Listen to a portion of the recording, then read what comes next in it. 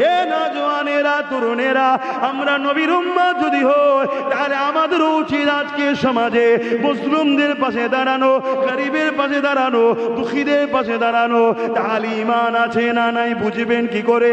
আপনি দেখছেন একজন মানুষ এমন করে আর একজন মানুষকে জুলুম করছে, অত্যাচার করছে, আপনি তাকে হাত দিয়ে রোখেন। যদি হাতে রোকার ক্ষমতা নাই, আপনি দেখছেন রুখতে গেলে আমার জান চলে যাবে, আমার ক্ষমতা নাই, কমসে কম মুখ দিয়ে গিয়ে প্রতিবাদ করে, কেন রে গরিবটার ঘরটা ভাঙছি, কেন রে ওর দোকানটাতে তুই তালা মেরে দিলি, কেন রে ওর নামে তুই মিথ্যা মামলা দিলি, কেন রে ওই এতিমের জায়গাটাকে তুই দখল করে নিলি, কেন রে মাদ্রাসা সম্পদকে নিজের নামে লিখে নিলি। এটা আপনাকে বলতে হবে। কেন রে তুই ওয়াকফকে ফেলে দিবার প্ল্যান করতে লেগেছি। এটা যদি আপনি মুখ দিয়ে বলতে না পারে, যে আমি মুখ দিয়ে বললে আমার কেস হয়ে যাবে, জেল হয়ে যাবে, আমি হয়তো জেলের কষ্ট সহ্য করতে পারবো না, তাহলে 3 নম্বর অপশন, এবং সেটা হলো অন্তর থেকে ঘৃণা করা।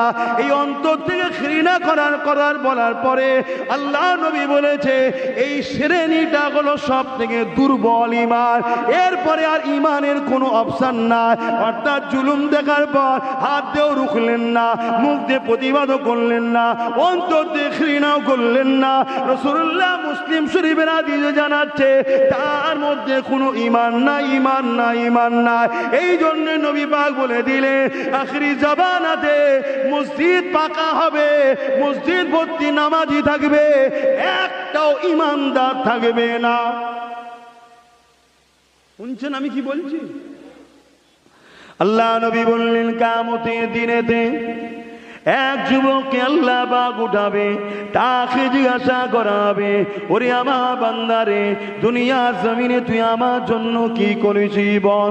বান্দা ওই সময় চোখ ভরা পানি নিয়ে বলতে লাগবে, ও রব্বি আল্লাহ পাক, দুনিয়ার জমিনে আমি কিছুই করতে পারিনি, অন্যায় অত্যাচার জুলুম দমন করে নিজের নফসের ওপরে করেছি, গান যাত্রা ফাংশন করেছি, দুনিয়ায় পাপাচারে লিপ্ত হয়েছিলাম। আল্লাহ আপনি আমাকে জাহান্নামে দিয়ে দেন, কিন্তু গোপনে গোপনে দেন, মানুষের কাছে আমাকে অপমান অপদস্থ করবেন না, কেন আমি কোনো ভালো কাজ করতে পারিনি। এ যুবকেরা, আল্লাহ সময় বলবে, ওরে আমার বান্দারে, লা তাখনাতু মির রাহমাতিল্লাহ, আমার রহমত থেকে নিরাশ হয়ে যাস না রে বান্দা। বান্দা তোর আমলনামাটা দেখা। আল্লাহ পাক কুদরতি ভাবে বান্দার আমলনামা দেখবে। আমলনামার প্রতিটা লাইনে, প্রতিটা পৃষ্ঠাতে অন্যায় অন্যায় জুলুম ভুল রয়েছে, গুনার কাজ করেছে, নিজের নফসের ক্ষতি করেছে। মনে রাখবেন 2 ধরনের গুনাহ হয়, একটা হলো হক্কুল্লাহ, আল্লাহ পাকের হক আদায় না করা, আর একটা হলো হক্কুন্নাস, বান্দার হক না আদায় করা।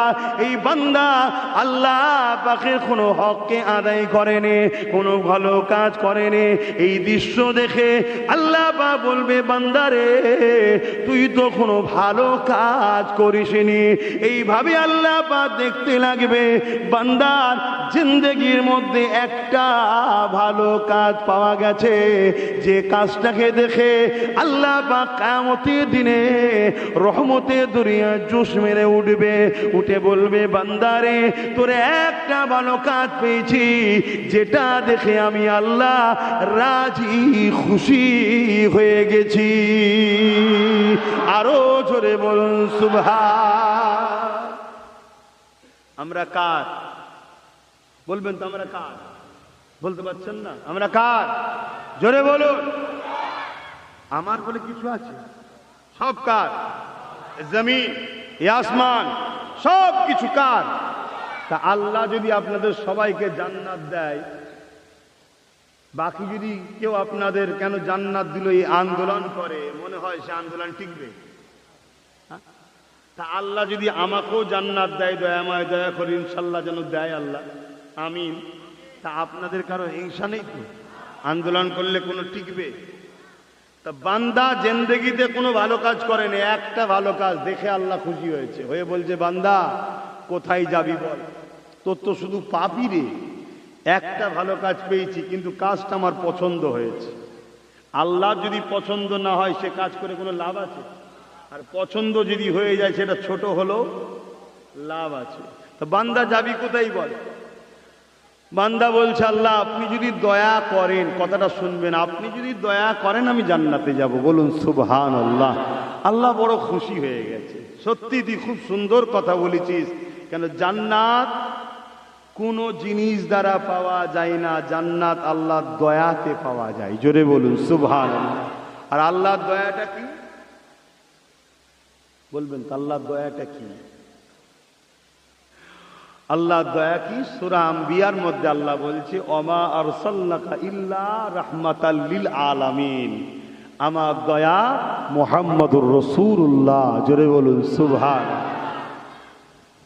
এজন্যই নবী যার দিলে আছে সে আল্লাহর দয়া পেয়ে গেছে।